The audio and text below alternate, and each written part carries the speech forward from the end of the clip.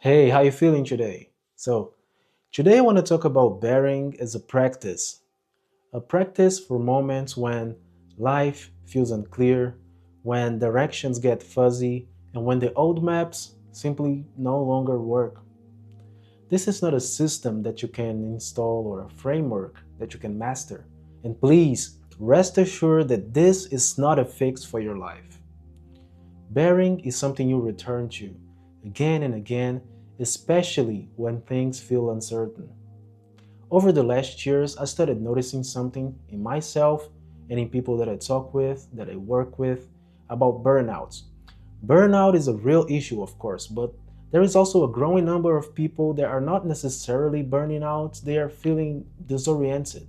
And that's why reflection matters so much, why sensing matters, why giving language to what we feel matters. So we really understand what is happening here.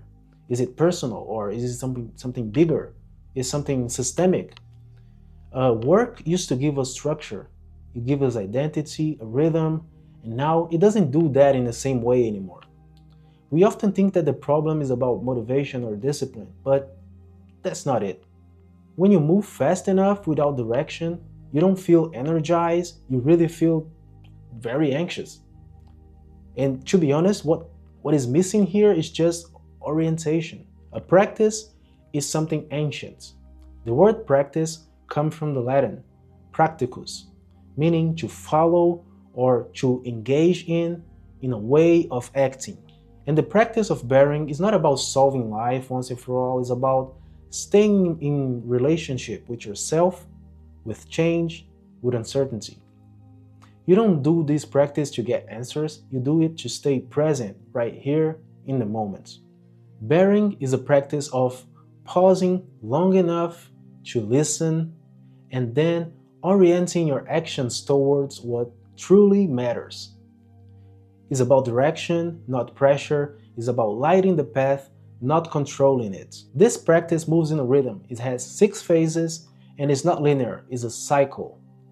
Pause, reflect, sense, orient, act, and integrate. For me, pause is the most radical phase.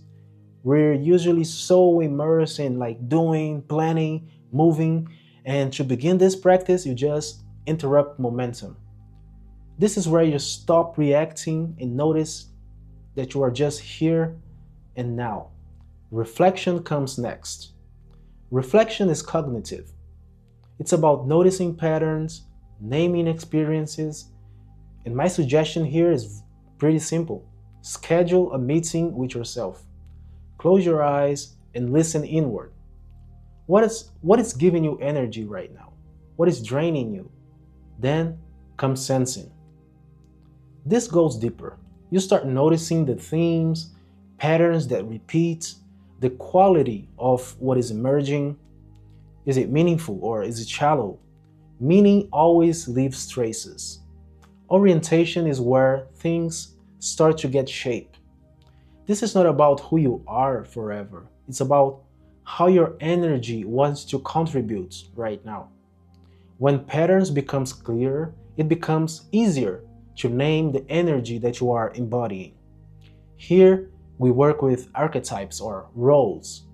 Sometimes you are a creator, sometimes you are a mentor or an explorer. These are not identities, they're more like lenses, ways to name temporary states of being. In the industrial labor era, you orient yourself towards job titles, like I'm a designer, or I'm a manager, or I'm just productive. And in this new paradigm, identity becomes more fluid, more dynamic. And that's actually allowing us to honor the full spectrum of what it means to be human. Action comes next. Action here is small and honest. You're not optimizing your life, you're just running general experiments. You can think of it as giving yourself permission to act without an agenda, or even to let go of the idea of failure. Try what aligns with your energy right now and notice what happens. Integration is where you reflect again. What shifted? What felt aligned? What didn't?